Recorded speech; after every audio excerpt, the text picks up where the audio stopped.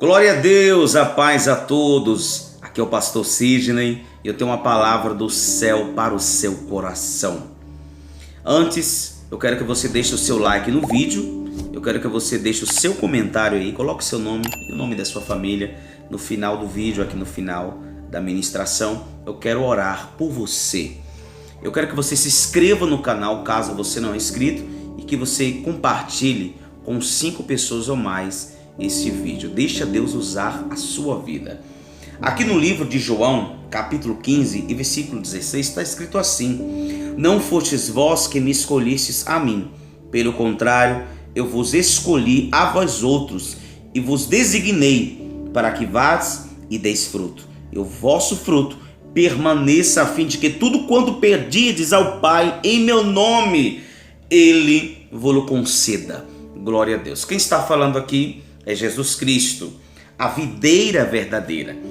E ele aqui no início do capítulo 15, ele disse para os seus discípulos: Eu sou a videira verdadeira, e vós sois os ramos. E todo ramo que estiver ligado à videira, ou seja, todo aquele que estiver ligado em Cristo, em Jesus, esse vai dar muito fruto, porque sem mim nada podeis fazer. Mas aquele que não der fruto, ele vai ser cortado, ele vai ser separado, ele vai ser lançado ao fogo. E Jesus, ele vai falar para os seus discípulos que não foi eles que escolheu Jesus, mas foi Jesus que escolheu eles. Então, ele está dizendo: não fostes vós que escolhestes a mim, pelo contrário, eu vos escolhi, vos designei, ou seja, eu vos enviei para que vocês vá e vocês dêem fruto, para que vocês vão e vocês deem fruto. Aonde vocês forem, aonde vocês pisarem a planta dos vossos pés, vocês precisam dar frutos. Vocês precisam ser luz. Vocês precisam ser o sal. E Jesus mesmo disse isso: vós sois o sal da terra e a luz do mundo. O sal é para dar sabor. Todo aquele que confessa Jesus como único e suficiente salvador da sua vida, todo aquele que passa a ser um discípulo, um seguidor de Jesus, ele recebe essa luz, ele é sal, ele passa a dar sabor. Então há uma mudança, há uma transformação na vida daquele que entregou a sua vida a Jesus, a vida daquele que fez uma aliança com Cristo. Então você precisa entender que Jesus, ele te escolheu, ele escolheu você, e você precisa entender que não foi você que encontrou Jesus, foi ele que te encontrou. E quando ele te encontrou, como é que você estava? Como é que estava a tua situação? Quando Jesus me encontrou, eu tinha depressão, síndrome do pânico, medo, insônia. Eu sofria com problemas espirituais, mas Jesus, ele me escolheu, ele me encontrou, ele trouxe alegria para o meu coração, ele mudou a minha história, ele me levantou, ele me reergueu. É isso mesmo. Então preste muita atenção. Quando Jesus, ele escolhe alguém, ele sabe das fraquezas, das debilidades, das limitações desse alguém. E o melhor, a palavra do Senhor vai dizer que ele escolhe as coisas loucas desse mundo para confundir as sábias. Ele escolheu aqueles que não são para confundir os que são. Ele pega as coisas fracas e desprezíveis desse mundo para confundir, aniquilar as fortes. Então esse é o Deus que eu sirvo, que pega aquele que está lá de trás das ovelhas malhadas, aquele que a família não dá nada por ele. Jesus é aquele que pega aquele que a sociedade não dá nada por ele, aquele que está lá no cárcere, na sarjeta, na lama, na podridão do pecado, aquela que está lá na esquina se prostituindo, sabe, vivendo uma vida totalmente errada, desregrada. Jesus, ele tem esse poder de resgatar o homem, de resgatar o pecador, de transformar a vida do ser humano, porque esse é o amor de Deus. Essa é a graça é o favor imerecido. Só que esse amor, quando Jesus, ele escolhe alguém, ele não deixa esse alguém da forma que ele veio. Quando Jesus escolhe alguém que está no vício, ele traz esse alguém para perto dele, sabe? Ele traz esse alguém para os braços dele e liberta do vício, do cigarro, da bebida, das drogas, do tráfico, liberta da depressão, da prostituição, da mentira, liberta das mágoas, liberta dos seus complexos, liberta de todos os seus traumas. Então, o amor de Deus, ele transforma, é um amor transformador, é um amor restaurador. Claro, é o amor ágape, é o amor incondicional, é o amor que nos ama sem esperar nada em troca, é o amor de Deus, é o verdadeiro amor que lança fora o medo, como está escrito lá em 1 João capítulo 4 e versículo 18, o verdadeiro amor lança fora o medo, e o verdadeiro amor é o amor de Deus, que é o perfeito amor. Aleluia. Então ele nos amou primeiro. Então não foi você, não foi eu que encontrei Jesus na esquina, foi ele que me encontrou, foi ele que me resgatou. E quando ele me encontrou, eu estava na lama. Quando ele me encontrou, eu estava perdido, mas eu fui achado. Eu estava morto, mas ele me trouxe vida. Eu estava doente, mas ele me curou. Aleluia. Você pode dar um glória a Deus por isso? Isso é extraordinário, meu amigo. Lá em Efésios capítulo 1, versículo 4, está escrito assim: assim como nos escolheu nele antes da fundação do mundo, para sermos santos e irrepreensíveis perante ele e em amor. Olha que forte. A Bíblia está dizendo aqui no livro de Efésios capítulo 1, versículo 4, que Deus nos elegeu nele mesmo antes da fundação do mundo. Então, você, o ser humano não foi formado por causa do mundo, mas o mundo foi formado por causa do ser humano. Então, antes do mundo ser formado, o Senhor ele já tinha me escolhido. Ele já tinha feito uma biografia minha, mesmo antes do mundo ser formado, mesmo antes do mundo ser criado. Deus ele já escrevia os meus dias quando nenhum deles ainda havia, cada um deles escritos e determinados pelo Senhor. E eu amo o Salmo 139, que é o Salmo de Davi. Meu Deus, esse é extraordinário, é muito forte esse Salmo. Vamos conferir o Salmo 139, que é o Salmo escrito por Davi. Então você precisa entender isso, que Deus ele te elegeu nele. Então eu sou geração eleita do Senhor, querido. Eu não sou mais candidato a nada, eu sou eleito. Ele me escolheu, eu pertenço a ele, eu sou dele. Então ele nos chamou para quê? Para que nós possamos permanecer nesse amor. É isso mesmo, para sermos santos. Santos é o que? Separado, santificado, irrepreensível. O que é uma pessoa irrepreensível? É uma pessoa que não tem do que se reclamar dela.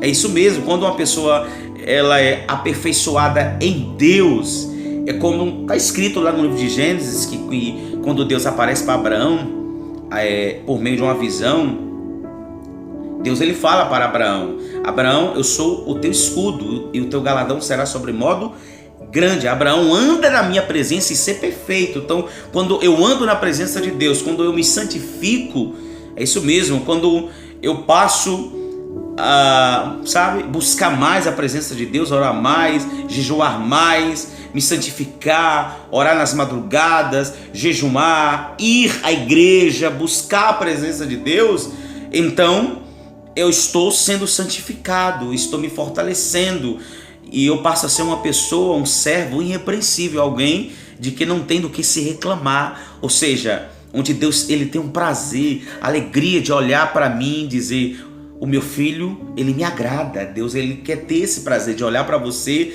e sentir alegria, prazer em você, como está escrito que lá no livro de João, né? João Batista, quando ele vai batizar Jesus, a Bíblia diz que Jesus ele recebe o Espírito Santo e o Espírito Santo desce sobre Jesus em forma de uma pomba. A Bíblia vai dizer que ouviu uma voz do céu, que era a voz de Deus, onde Deus ele está falando para o seu filho Jesus: este é o meu filho amado, em quem me compraz, ou seja, em quem eu tenho uma alegria, em quem eu tenho prazer. É isso mesmo. Então Deus ele me chamou para ser santo, irrepreensível, aleluia, perante ele em amor. Então se eu permaneço no amor de Deus, eu conheço esse amor, eu vou viver longe da mentira, eu vou viver longe das imundícias desse mundo, eu vou viver longe dos pratos, dos manjares que o mundo oferece, eu vou ser separado, eu vou ser santificado, eu sou santificado e separado por Deus para fazer a diferença nesse mundo. E é por isso que a Bíblia diz: não vos conformeis com esse século, mas transformai-vos pela renovação da vossa mente. Então, quando eu conheço a palavra, quando eu conheço a verdade, a minha mente é o que? Transformada. A minha mente é renovada. É isso mesmo. E eu não me conformo com esse mundo. O mundo que a Bíblia se refere nessa passagem: não vos conformeis com esse mundo, com esse século. Não vos conformeis, entendeu? Com tudo que o mundo anda, né, oferecendo aí, os manjares, os pratos que o mundo oferece. Então é isso. Então Jesus, quando estava no Rio Jordão, ele foi ali, né, mergulhado nas águas por João Batista, ele foi batizado, e quando ele recebe o Espírito Santo, ouviu-se uma voz do céu, que era a voz de Deus, que disse: esse é o meu filho amado, em quem me compraz, em quem eu tenho prazer. Então, no livro de Salmos, presta muita atenção, está escrito Salmos 139, vou encontrar aqui para poder assim citar o versículo. Aqui, Salmo 139, aqui ó, e versículo 13, Salmo 139 e versículo 13, que é o salmo que foi escrito pelo salmista Davi. Pois tu formastes o meu interior, tu me tecestes no seio de minha mãe, graças te dou, visto que por modo assombrosamente maravilhoso me formaste. As tuas obras são admiráveis e a minha alma o soube muito bem. Os meus ossos não te foram encobertos, quando no oculto fui formado e entretecido como nas profundezas da terra. Versículo 16: os teus olhos me viram, ou seja, Deus me viu, a substância ainda informe, ou seja, Deus ele me viu. E ele me viu antes da fundação do mundo. Ele me elegeu nele, ele já havia escrito uma biografia minha, ele já havia escrevido a minha trajetória e a minha história. Então, os teus olhos me viram, a substância ainda informe, ou seja, antes de eu ser uma substância em forma, ou seja, sem forma, o Senhor, ele já me conhecia, ele já tinha um plano na minha vida. Meu amigo, isso é muito forte. Essa palavra é para você que está com depressão, para você que vive querendo cortar os pulsos, para você jovem que está aí nas drogas, no tráfico, para você que está aí no vício do cigarro, na prostituição, para você que está aí na bebida, para você que talvez a família olha para você e diz que você é um caso perdido. Essa palavra é para você. Jesus, ele te ama, ele tem um plano na tua vida, ele quer te salvar, ele quer tirar você dessa podridão, ele quer tirar você desse lamação, sabe? Desse lamaçal de pecado. Ele quer te resgatar, ele quer mudar a tua vida. Mas você precisa dar o primeiro passo, você precisa permitir Deus trabalhar na sua vida, você precisa dar lugar para Deus, você precisa crer que você é projeto divino, que você, não veio do macaco, como diz a ciência, você não veio do macaco, não.